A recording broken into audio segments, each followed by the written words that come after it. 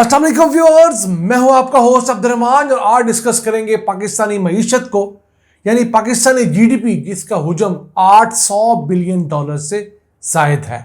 जी हां, आलमी bank IMF तो कहते हैं कि हमारी मईशत सिर्फ $350 बिलियन की है, जबकि इसके अंदर अगर इनफॉर्मल इकोनॉमी डाल ली जाए जो कि गैर दस्तावेजी इकोनॉमी है, जिसमें रेडीबान है, दुकानदार है, ठेलों वाले हैं, कच्ची दुकानों वाले हैं, खोखो वाले हैं, तो वो तमाम मईशत डल कर हमारी जीडीपी $800 बिलियन की है, यानी कि $1 बिलियन से कुछ कम है।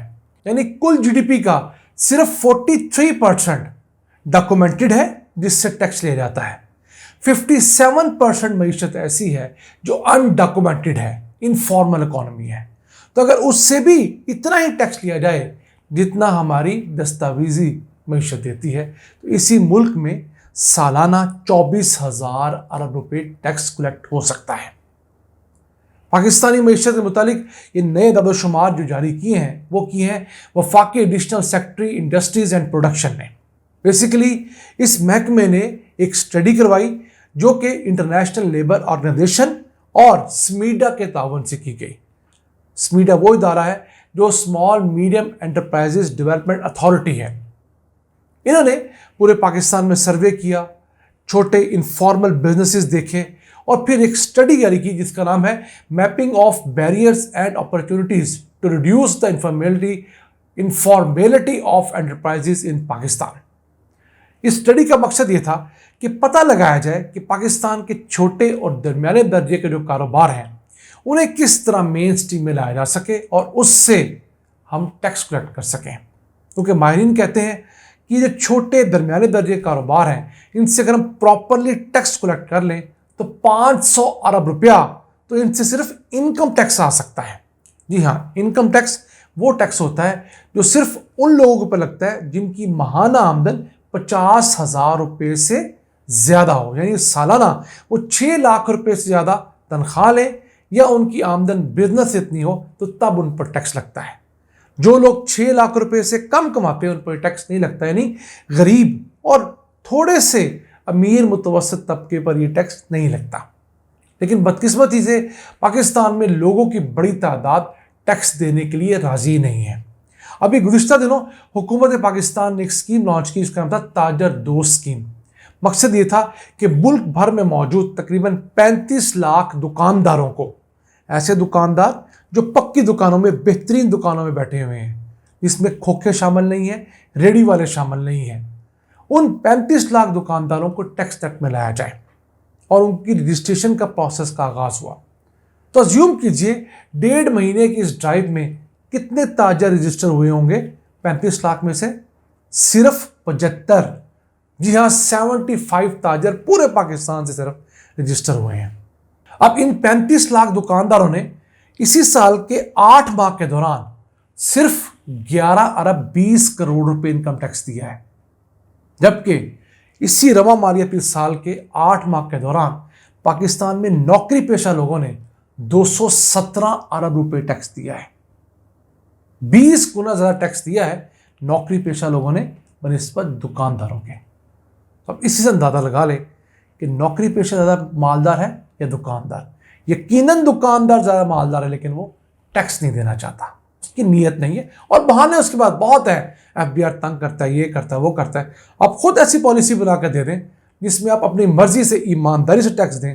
यकीन कीजिए इस पॉलिसी पर इस मुल्क का 70 से 80% ताजर फिर अमल नहीं करेगा और उन्होंने इसको बिल्कुल फ्लॉप कर दी है। वजह क्या है? हमारा ताजर भी टैक्स नहीं देना चाहता और बहुत सारे बहाने जो है वो घड़ लेता है। याद रखिएगा, आटे पर, चीनी पर, दूध पर, दालों पर और बेकरी आइटमों पर हर बंदा टैक्स देता है।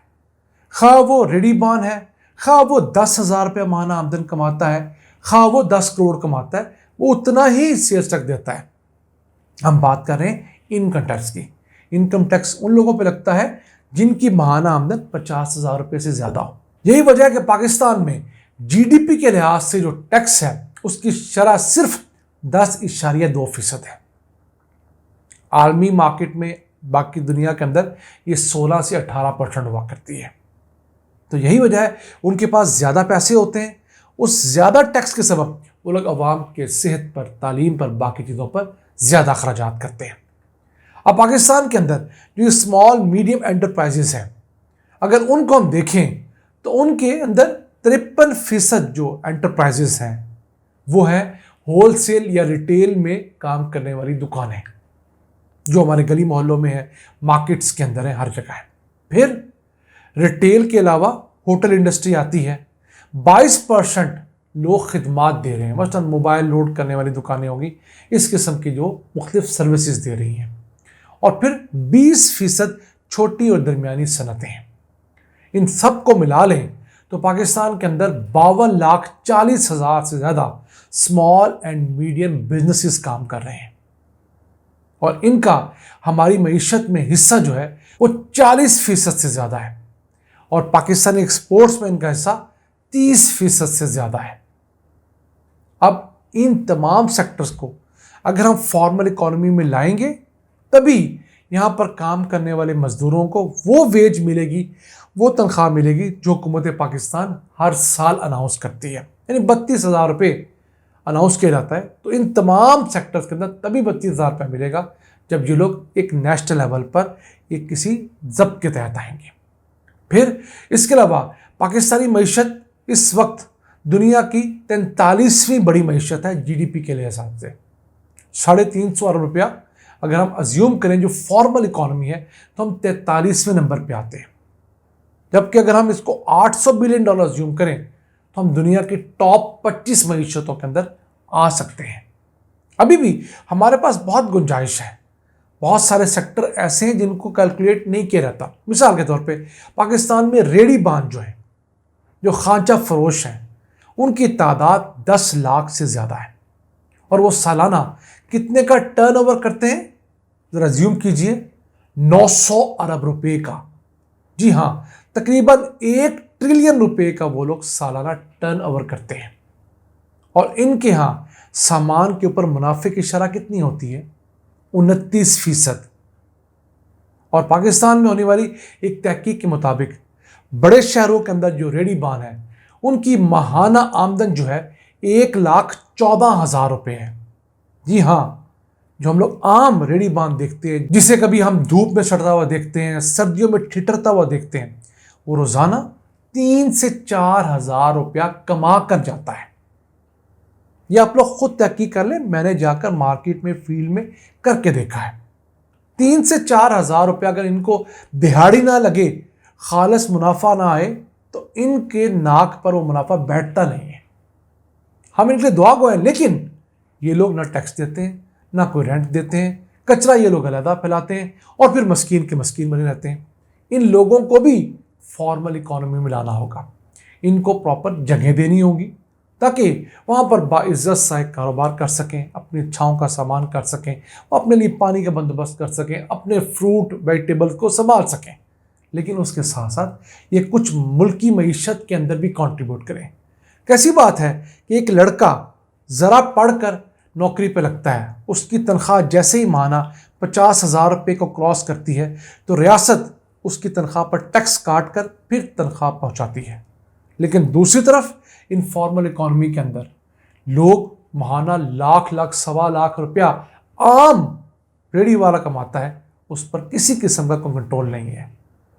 तो हमें वक्त आ गया है इन चीज़ों की तरफ देखना होगा। जो तगड़े रेडी वाले हैं, जो अच्छी जगह पर अड्डे लगा के बैठे हैं, फ्रूट का अड्डा है, सब्जी का अड्डा है, मुर्गी का अड्डा है, गोश्त का अड्डा है, कोई भी और काम कर रहे हैं, उनसे पैसे लें। आजकल तो आपने देखा होगा तरबूज का सीज़न है, ताजरों ने पूरी ट्रॉली ट्रक सड़क किनारे उतरवा कर बेचना शुरू किया हुआ है और वहाँ से लाखों रुपया कमा रहे हैं। रियासत को 1 रुपया नहीं दे रहे, चंद हज़ार रुपये रिश्वत देते हैं मुतलका कॉरपोरेशन को। लाहौर है तो LDA को रिश्वत चली जाती है, कराची है तो KDA को चली जाती है, इस्लामाबाद है तो CDA को चली जाती है, लेकिन रियासत की किटी में तो कुछ नहीं आ रहा। अगर आपको इस एंगल से चीज़ें देखेंगे तो आपको पता लगेगा कि पाकिस्तान की गैर दस्तावेजी मईशत इनफॉर्मल इकॉनमी कितनी बड़ी है और वो किस तरह पाकिस्तान की बेहतरी में कंट्रीब्यूट कर सकते हैं। और ये था आज का एपिसोड। अपने मेज़बान अब्दुल रहमान को इजाज़त दीजिए। अल्लाह के बाद।